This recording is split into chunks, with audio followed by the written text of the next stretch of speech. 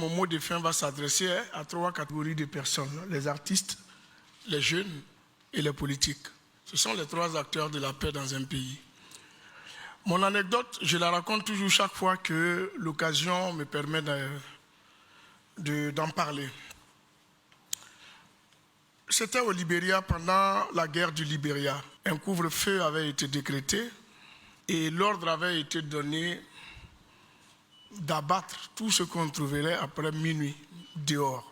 Le mot, il est trop fort. Et il y a des jeunes qui ont débordé l'heure. Vous savez, dans les couvre-feux, on a tous vécu des couvre-feux ici. Qui n'a jamais débordé l'heure? Mais là, c'était impardonnable, c'était impitoyable parce que c'était des rebelles qui tenaient la ville. Et il y a un groupe de jeunes qui, après, arrivent à un barrage au-delà de minuit. Le chef de barrage donne l'ordre de les descendre de la voiture et de les abattre. Tous les 4 qui occupaient la voiture. Dès qu'ils ouvrent la voiture, il y a une musique de Bob Marley qui est en train de jouer dans la voiture. Le chef rebelle s'élève, il s'approche de la voiture. Il a dit, qui écoute cette musique? Et celui qui était au volant dit, c'est moi. Chaque fois que je rentre le soir, j'écoute un peu de Bob Marley pour me faire du bien. Et le gars qui dit au chauffeur, si tu rentres, il faut prier encore, parce que Bob Marley de sa tombe vient de vous sauver la vie.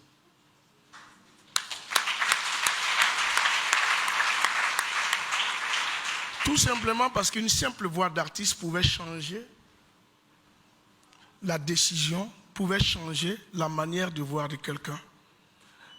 J'ai voulu faire cette transversale-là pour m'adresser aux artistes, pour dire que nos voix, nos plumes, nos actes sont des armes.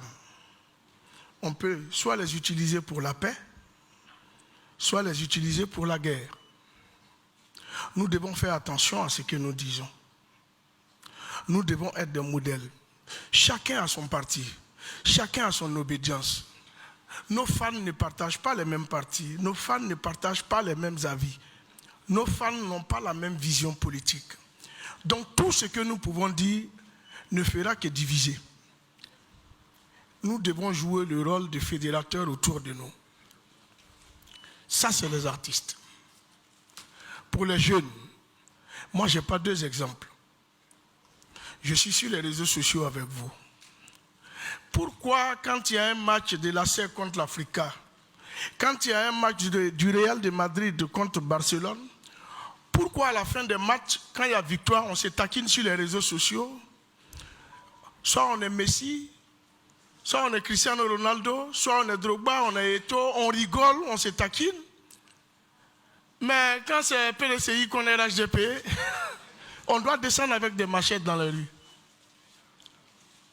Pourquoi nous devons faire ça? Pourquoi nous n'adoptons pas cette discipline? Puisque les exposés viennent de nous dire que le sport nous donne des règles. Et qu'une fois qu'on applique ces règles de fair play, ces règles-là peuvent nous permettre de gérer tous ces conflits que nous pouvons avoir après les élections. Jeunes, nous sommes 60. Bon, je ne peux plus me mettre avec vous parce que j'ai dépassé un peu le truc. Mais vous êtes...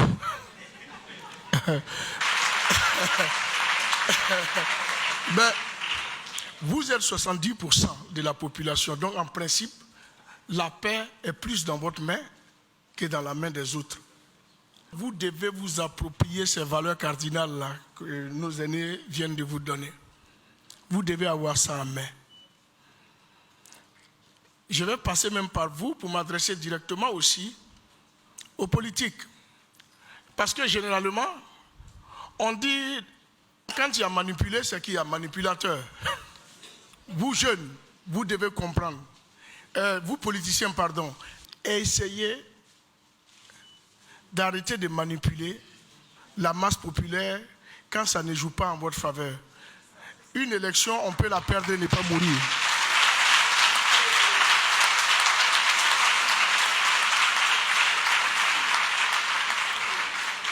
Et pour terminer, comme le professeur Loukou, parce que chacun doit dire quand même un petit dicton d'Oufoué avant de partir, c'est le même Oufoué Boigny qui nous disait qu'un homme qui a faim n'est pas un homme libre. Et on espère qu'on ne vous a pas privé assez longtemps de votre liberté. Merci beaucoup.